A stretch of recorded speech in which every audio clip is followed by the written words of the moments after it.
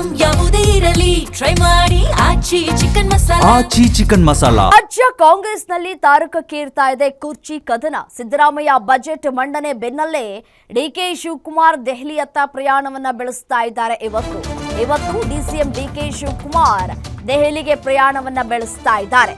ಮಲ್ಲಿಕಾರ್ಜುನ ಖರ್ಗೆ ಅವರ ಜೊತೆ ದೆಹಲಿಗೆ ತೆರಳಲಿರುವಂತಹ ಡಿಕೆ ಶಿವಕುಮಾರ್ ಸೋನಿಯಾ ಗಾಂಧಿ ರಾಹುಲ್ ಭೇಟಿಗೆ ಡಿಸಿಎಂ ಮುಂದಾಗಿದ್ದಾರೆ. ಸಿಎಂ ಪಟ್ಟದ ಬಗ್ಗೆ ಚರ್ಚೆ ಮಾಡೋದಕ್ಕೆ ತೆರಳುತ್ತಾ ಇರುವಂತಹ ಡಿಕೆಶಿ ಪವರ್ ಶೇರಿಂಗ್ ವಿಚಾರಕ್ಕೆ ಮಹತ್ವದ ನಿರ್ಧಾರ ಇವತ್ತು ತೆಗೆದುಕೊಳ್ಳೋದು ಗ್ಯಾರಂಟಿನ. ಡಿಕೆಶಿ ಮನವಿಗೆ ಸ್ಪಂದಿಸಿ ಇಂದೇ ಫೈನಲ್ ಮಾಡುತ್ತಾ ಹೈಕಮಾಂಡ್ ಹೇಳಿದ್ರೆ ಬಿಟ್ಕೊಡ್ತೀನಿ ಅಂತ ಹೇಳಿ ಸಿದ್ದರಾಮಯ್ಯನವರು ಕೂಡ ಹೇಳಿದ್ದಾರೆ. ರಾಜ್ಯ ರಾಜಕೀಯದಲ್ಲಿ ಕುತೂಹಲವನ್ನ ಮೂಡಿಸ್ತಾ ಇದೆ ಸಿಎಂ ಕುರ್ಚಿ ಕದನ.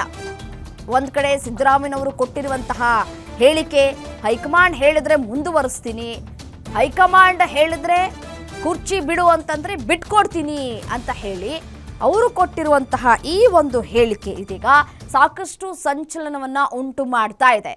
ಹಾಗಾದ್ರೆ ಸಿಎಂ ಸಿದ್ದರಾಮಯ್ಯನವರು ಸಿಎಂ ಕುರ್ಚಿಯನ್ನ ಬಿಟ್ಕೊಡ್ತಾರಾ ಅಷ್ಟು ಸುಲಭವಾಗಿ ಅನ್ನುವಂತಹ ಪ್ರಶ್ನೆ ಒಂದ್ ಕಡೆ.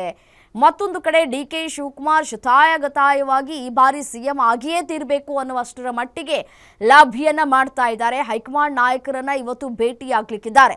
ಬಟ್ ಆದರೆ ಭೇಟಿ ಆಗೋದಕ್ಕೆ ಸಮಯ ನಿಗದಿ ಆಗಿದೆಯಾ? ನಿಗದಿ ಆಗಿದ್ರೆ ಎಷ್ಟು ಗಂಟೆಗೆ ಭೇಟಿ ಆಗ್ತಾರೆ? ರಾಹುಲ್ ಗಾಂಧಿ ಮತ್ತೆ ಸೋನಿಯಾ ಗಾಂಧಿ ಅವರನ್ನ ಭೇಟಿ ಆಗೋದಕ್ಕೆ ದೆಹಲಿಗೆ ತೆರಳ್ತಾ ಇದ್ದಾರೆ ಮಲ್ಲಿಕಾರ್ಜುನ ಖರ್ಗೆ ಅವರ ಜೊತೆ. ಇವತ್ತೇ ಫೈನಲ್ ಆಗುತ್ತಾ ಈ ಒಂದು ಕುರ್ಚಿ ಕದನ? ಒಂದ್ ಕಡೆ ಸತೀಶ್ ಜಾರಕಿಹೊಳಿ ಅವರು ಕೂಡ ಹೇಳಿದ್ದಾರೆ, ಆದಷ್ಟು ಬೇಗ ಈ ಕುರ್ಚಿ ಕದನಕ್ಕೆ ವಿರಾಮವನ್ನ ಇಡುವಂತಹ ಅಥವಾ ಫುಲ್ ಸ್ಟಾಪ್ ಇಡುವಂತಹ ಕೆಲಸವನ್ನ ಮಾಡಬೇಕು. ಇಲ್ಲ ಅಂತಂದ್ರೆ ಇದು ಹೀಗೆ ಮುಂದುವರೆದುಕೊಳ್ತಾ ಹೋಗ್ತಾ ಇದ್ರೆ ಕೆಲಸ ಕಾರ್ಯಗಳನ್ನ ಮಾಡ್ಕೊಂಡು ಹೋಗೋದಕ್ಕೆ ಸಾಧ್ಯ ಆಗೋದಿಲ್ಲ ಅಂತ ಹೇಳಿ ಮನವಿಯನ್ನ ಕೂಡ ಮಾಡ್ಕೊಂಡಿದ್ದಾರೆ. ಕಾದ್ ನೋಡೋಣ ಏನಾಗುತ್ತೆ ಅಂತ ಹೇಳಿ.